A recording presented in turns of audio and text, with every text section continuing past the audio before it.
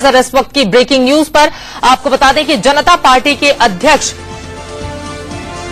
सुब्रमण्यम स्वामी ने नरेंद्र मोदी से मुलाकात की है और मुलाकात के बाद ये कहा है कि बीजेपी में जनता पार्टी विलय के लिए तैयार है। इसके पहले नरेंद्र मोदी ने अमित शाह और वरुण गांधी से भी मुलाकात की थी। कैंपेन कमेटी की बैठक में कहा यह जा रहा है कि शाम को 4 बजे शामिल होंगे नरेंद्र मोदी और उसके पहले हो सकता है संसदीय बोर्ड की बैठक और नरेंद्र मोदी आज अपनी टीम का भी ऐलान कर सकते हैं। मोदी से मुलाकात के बाद सुब्रमण्यम स्वामी जो कि जनता पार्टी के अध्यक्ष हैं, उनकी ओर से ये बयान आया है। उन्होंने कहा है कि वो जनता पार्टी के विलय के लिए तैयार हैं। उन्होंने नरेंद्र मोदी से मुलाकात की है। साथ ही उन्होंने ये भी जोड़ा कि वो 1972 से नरेंद्र मोदी को अच्छी तरह से जानते हैं। और आपको ये भी बता दें कि सुब्रमण्यम स्वामी जो लगातार हिंदुत्व के पक्षधर रहे हैं, नरेंद्र मोदी जो हिंदुत्व का एक बड़ा चेहरा बने हुए हैं इस वक्त, और इसी वजह से सुब्रमण्यम स्वामी काफी ज्यादा सॉफ्ट रुख अख्तियार करते हुए नरेंद्र मोदी के प्रति, हालांकि पहले से ही कांग्रेस पार्टी के नाक में दम करके रखे हुए हैं सुब्रमण्यम स्वामी और कई उनकी याचिकाओं पर सरकार को फटकार भी लग चुकी है। बहरहाल अपनी पार्टी के विलय के लिए तैयार हैं सुब्रमण्यम स्वामी, ये कहा है मोदी से मुलाकात के बाद जनता पार्टी के अध्यक्ष ने। सीधे रुख करेंगे गुजरात भवन का। रजत राकेश टंडन हमारे संवाददाता जुड़ चुके हैं। रजत, और क्या कुछ कहा गया है सुब्रमण्यम स्वामी की ओर से? देखिए चित्रा, सुब्रमण्यम स्वामी ने नरेंद्र मोदी से मुलाकात की। मुलाकात के बाद जब वो बाहर आए, जब हमने उनसे सवाल पूछा तो साफ साफ उन्होंने कहा कि वो इस बात के लिए राजी हैं कि वो भारतीय जनता पार्टी में विलय कर दें। जनता पार्टी का एकमात्र सांसद आते हैं, वो बीजेपी के जितने बड़े आप कह सकते हैं एग्रेसिव धरना प्रदर्शन हो या फिर सरकार को घेरने का काम हो, सुब्रमण्यम स्वामी उसमें सबसे आगे रहते हैं। निशाने पर हमेशा, चाहे वो ट्वीट्स हो चाहे वो फेसबुक हो, सुब्रमण्यम स्वामी के निशाने में हमेशा राहुल गांधी, सोनिया गांधी और खास तौर पर चिदंबरम रहते हैं।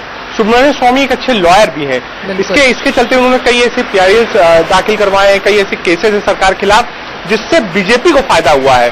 तो आप कह सकते हैं कि बीजेपी की मदद की है सुब्रमण्यम स्वामी में इतने दिनों में, और अब वो चाहते हैं कि उनकी पार्टी जो है वो भारतीय जनता पार्टी में उसका विलय हो जाए। 1990 से ही जनता पार्टी के अध्यक्ष हैं सुब्रमण्यम स्वामी। हम आपके पास रुख करेंगे, लेकिन उसके पहले दर्शकों को हम दिखाते हैं कि वो कौन कौन से नाम हैं जो संभावित नाम नरेंद्र मोदी की टीम का हिस्सा होंगे।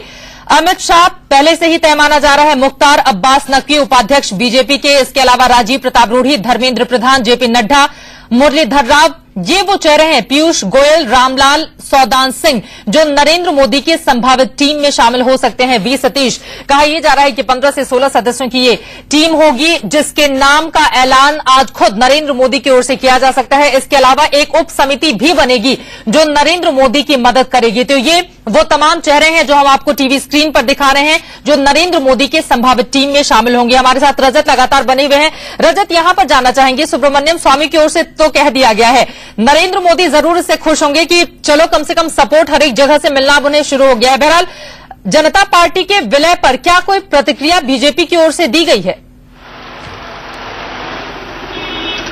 देखिए, अब तक ऑफिशियल प्रतिक्रिया बीजेपी की ओर से नहीं दी गई है, लेकिन ये माना जा सकता है कि भारतीय जनता पार्टी में इसको लेकर कोई विरोधाभास नहीं होगा, क्योंकि लगातार सुब्रमण्यम स्वामी कांग्रेस को, सरकार को घेरते रहे और साथ ही साथ एक दूसरा पक्ष नरेंद्र मोदी का भी है। सुब्रमण्यम स्वामी ने नरेंद्र मोदी से मुलाकात की है, जो कि अब अपने आप को राष्ट्रीय छवि से जोड़ रहे हैं, राष्ट्रीय एजेंडे से जोड़ रहे हैं। किसी भी राज्य में जाते हैं तो बात केंद्र सरकार की करते हैं, केंद्र सरकार की नीतियों को टारगेट करते हैं। तो नरेंद्र मोदी की भी कोशिश रहेगी कि ज्यादा से ज्यादा लोग नरेंद्र मोदी से और भारतीय जनता पार्टी से जुड़े, चाहे वो एलाइज के रूप में हो, चाहे वो पर्सन स्पेसिफिक हो। और जब भी कोई नेता उस मुकाम पे पहुंचता है, उसको लगता है कि ज्यादा से ज्यादा लोग उससे मिले, एक चेंज आता है। फॉर एग्जाम्पल, मैं इसका एक छोटा सा उदाहरण दूंगा कि कुछ दिन पहले चित्रा, लालू प्रसाद यादव का एक्सीडेंट हुआ था। लालू प्रसाद यादव को चोट आई थी, तो क्योंकि नरेंद्र मोदी पहले गुजरात के सीएम थे, बहुत विरोध था लालू प्रसाद यादव और नरेंद्र मोदी के बीच में। उसके बाद भी कच्ची कॉल के रूप में नरेंद्र मोदी ने लालू प्रसाद यादव का हालचाल लिया था।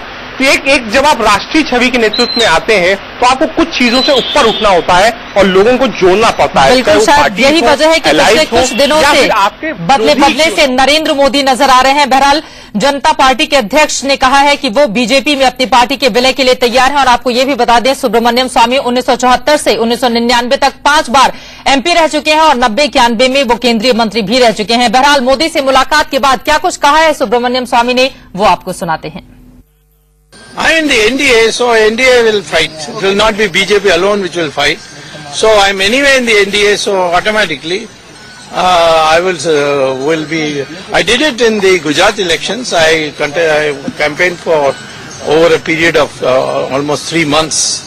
So there's no difficulty. And the issues I speak on, the BJP cadre is also very interested in hearing: Hindutva, corruption, anti-corruption. Hindutva, anti corruption, ये तमाम ऐसे मुद्दे हैं जिनको ध्यान में रखते हुए बीजेपी में शामिल होना चाहते हैं। और आपको बता दें कि जनता पार्टी के फाउंडर मेंबर में से एक हैं सुब्रमण्यम स्वामी, जो 1990 से ही उसके अध्यक्ष हैं और अब वो बीजेपी में अपनी पार्टी के विलय के लिए तैयार हैं। रजत हमारे संवाददाता लगातार हमारे साथ बने हुए हैं। रजत, अब सुब्रमण्यम स्वामी का बयान तो आ गया है, लेकिन ये बताइए कि नरेंद्र मोदी का आज का आगे अब क्या कुछ कार्यक्रम होने वाला है? देखिए, इस समय चित्रा में भारतीय जनता पार्टी के हेडक्वार्टर्स अशोक रोड के बाहर खड़ा हुआ हूं। कुछ देर बाद नरेंद्र मोदी यहां पर आएंगे। एक छोटी मीटिंग है माइनॉरिटी सेल की, उसको देखेंगे। उसके बाद पार्लियामेंट्री बोर्ड की बैठक है। उसके बाद जैसे आपने बताया कि कैंपेन कमेटी में कौन कौन से संभावित सदस्य हो सकते हैं, आगे किस तरीके से राज्यों में भूमिका रहेगी। उत्तर प्रदेश को लेकर आज सुबह से डिस्कशन हुआ है। हो सकता है कि पार्लियामेंट्री बोर्ड में इस बात पर चर्चा हो कि आने वाले समय में उत्तर प्रदेश में टिकट के बंटवारे कैसे होने हैं, किसको टारगेट करना है, क्या उत्तर प्रदेश में कांग्रेस को टारगेट करना है, समाजवादी पार्टी को, बहुजन समाज पार्टी को। ये सारी स्ट्रेटेजीज जो है वो आज डिस्कस होंगी। बिल्कुल, ये तमाम ऐसे मुद्दे होंगे जिनको आज रखा जाएगा पटल पर डिस्कशन के लिए। फिलहाल के लिए बहुत शुक्रिया। आगे भी जानकारी रजत आपसे हम लेते रहेंगे।